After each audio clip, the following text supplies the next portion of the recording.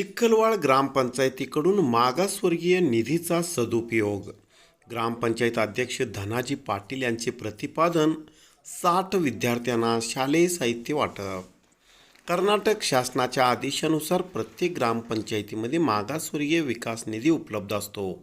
या निधीतून चिखलवाड ग्रामपंचायत व्याप्तीत येणाऱ्या रामपूर पांगिरे गावातील विद्यार्थ्यांना शैक्षणिक साहित्य वाटप करून मागासवर्गीय निधीचा सदुपयोग केल्याची माहिती ग्रामपंचायत अध्यक्ष धनाजी पाटील यांनी दिली. ते दलित व मागासवर्गीय विद्यार्थ्यांना शालेय साहित्य वाटप प्रसंगी अध्यक्षस्थानावरून बोलत होते. प्रमुख पाहुणे म्हणून पंचायत विकास अधिकारी आसिफ पठाण हे उपस्थित होते. प्रारंभी चिक्कोडी तालुका वाचनालय युनियनचे अध्यक्ष तात्यासाहेब कोरवी यांनी स्वागत करून प्रास्ताविक केले. उपस्थित सर्व मान्यवरांच्या हस्ते रामपूर पांगिरे व चिखलवाड येथील प्राथमिक शाळेतील 60 विद्यार्थी व विद्यार्थिनींना शालेय साहित्य वाटप करण्यात आले. उपस्थित सर्व मान्यवरांचा गुलाब पुष्प देऊन सत्कार करण्यात आले.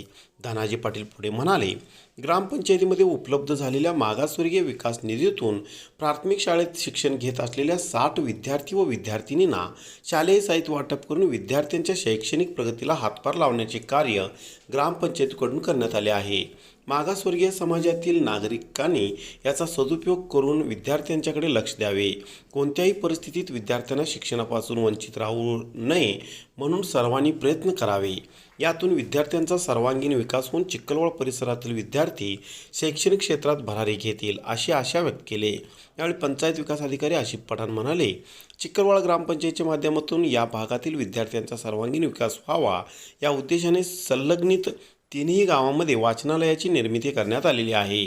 त्याच अनुषंगाने मागासवर्गीय विद्यार्थ्यांना शालेय साहित्य वाटप करण्यात येत आहे. आता ज्या विद्यार्थ्यांच्या घरामध्ये अभ्यास करण्यासाठी जागा उपलब्ध नाही अशा सर्व विद्यार्थ्यांच्यासाठी वाचनालयाची व्यवस्था करून या ठिकाणी त्यांना लागणारी पुस्तके पूर्तता करण्यात येत आहेत. या भागातील विद्यार्थी शालेय क्षेत्रातील दर्जेदार आहेत. प्रत्येक वेळी येथील अनेक विद्यार्थी स्पर्धा परीक्षेसाठी पात्र होत असतात. त्यामुळे पंचायतच्या माध्यमातून वाचनालयामध्ये जागा उपलब्धतेबरोबरच लागणारे सर्व साहित्य, पुस्तके, इंटरनेट व्यवस्था, झेरॉक्सच्या प्रती देण्यासाठी ग्रामपंचायतीकडून प्रयत्न करण्यात येत आहेत. शिवाय विद्यार्थ्यांनी व ग्रामस्थांनी त्यासाठी सूचना केल्या त्या सूचनेनुसार सर्व व्यवस्था करण्यात येईल. भविष्यात येथील वाचनालय 24 तास उपलब्ध पद्धतीने ठेवण्यात येणार असल्याची माहिती त्यांनी देऊन याचा सर्वांनी पुरेपूर लाभ घ्यावा असे सांगितले. यावेळी उपस्थित ग्रामपंचायत सदस्यांनी देखील या उपक्रमाबद्दल कौतुक केले. यावेळी ग्रामपंचायत माजी उपाध्यक्ष अलका पवार, रेखा शितोळे, सुजाता माळी, राजेंद्र पाटील, हाल शुगर संचालक विनायक पाटील, मेघा कुंभार, रेखा तांदळे, सचिन मदने, अभिजित तांदळे, शिवराज कुंभार, महारुद्र जबडे, विजय दावणे, सचिन पवार, निलकू पाटील, विद्यासागर चौगुले, देवगोंडा पटाडे, विजय भोजे पाटील, सुनील शितोळे, भूषण पाटील, सचिन मदने आदींसह ग्रामपंचायत सदस्य, कर्मचारी व ग्रामस्थ मोठ्या संख्येने उपस्थित होते. हालाप्पा गावडे यांनी आभार मानले.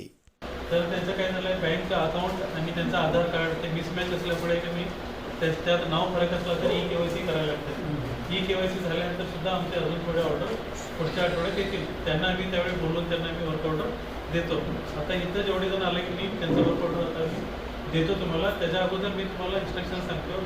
आता थोड्या लोकांनी ह्यात बिल पण जमा झालेली आहे. एक बिल पुन्हा कोणाला जमा झाली आहे काही नाही इथं नाही. रामपूरमध्ये जेवढे होते त्यांना बरेच लोकांना बिल जमा झालेली आहे. जमा नाही झाले असेल तर तुम्ही काय करायला पाहिजे, आता आम्हाला तुमचे सगळे कागदपत्र म्हणजे आधार कार्ड, बँक पासबुक झेरॉक्स, तुमचा फोटो आणि जिथं घर बांधणार आहे की नाही त्याचा खुला जागेचा फोटो, हे सगळं डॉक्युमेंट तुम्ही आणून द्यायला लागतं. त्याचा एखादं बॉन्ड वगैरे करायला लागतं. ते करून दिलं तर बरं होतं. ते तेवढं आणून दिल्यानंतर तुम्ही ते प्रधानमंत्री आवास योजनाचे ऑर्डर म्हणजे केंद्र सरकारची हे हाऊसिंग स्कीम आहे. ह्यात तुम्ही आता फंड आम्ही घर बांधायला सुरू करणार, बिल लेट होणार काय हे तुम्ही हे डोक्यातून काढून टाका. तिथं फंड हे लवकर रिलीज होत आहे. तुम्ही जेवढं लवकर बांधता तेवढं लवकर आम्ही GPS करतो. जेवढं GPS करतो लवकर तेवढं तुम्हाला फंडसुद्धा रिलीज होत आहे. ह्यात आता आमची बसवस्ती आणि आंबेडकर योजनेमध्ये 4 स्टेपमध्ये बिल येते. तिथं 3 स्टेपला तुमचे सगळे बिल येते. तिथं जनरल कॅटेगरीला 1,20,000 आहे आणि SC/ST जे कॅटेगरीचे आहेत लोक त्यांना 1,75,000 रुपये आहेत. SC/ST वाल्यांना 43,500 येत आहे आणि जनरल कॅटेगरीला 30,000 रुपये येते. एक बिल 30,000, 30,000, 30,000, 30,000, 1,20,000 रुपये झाले. SC/ST ला 43,500, 43,500, 43,500, 43,500 म्हणजे 1,75,000 रुपये त्यांचे जमा होते. पहिली बिल तुम्हाला आता फाउंडेशन केल्यानंतर GPS करतो, लगेच एक 8-10 दिवसात जमा होते.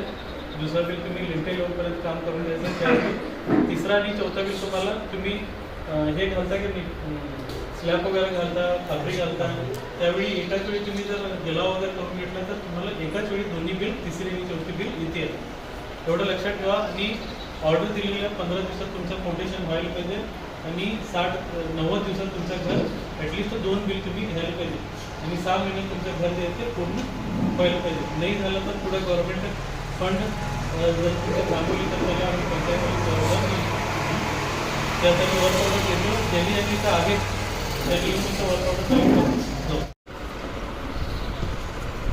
सत्यवर राधिका चंद्रकांत पाटील,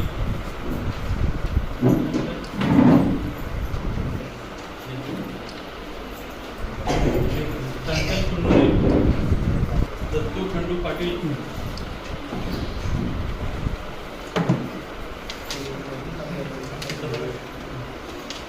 लक्कवा जगमोहा मारुती बन्ने,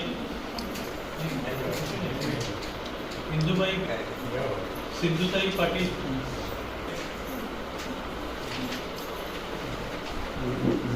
रतन गणपती इंगळे, कल्लो. त्यात फक्त बॅग नाही आहे. एक्सेल पॅड आहे, ड्रॉइंग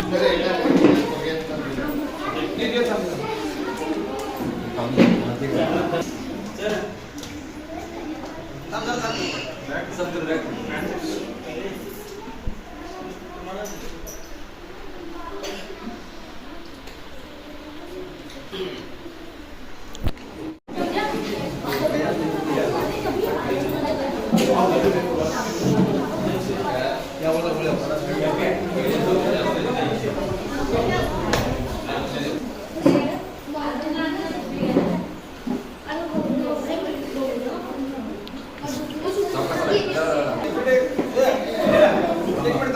मिनिट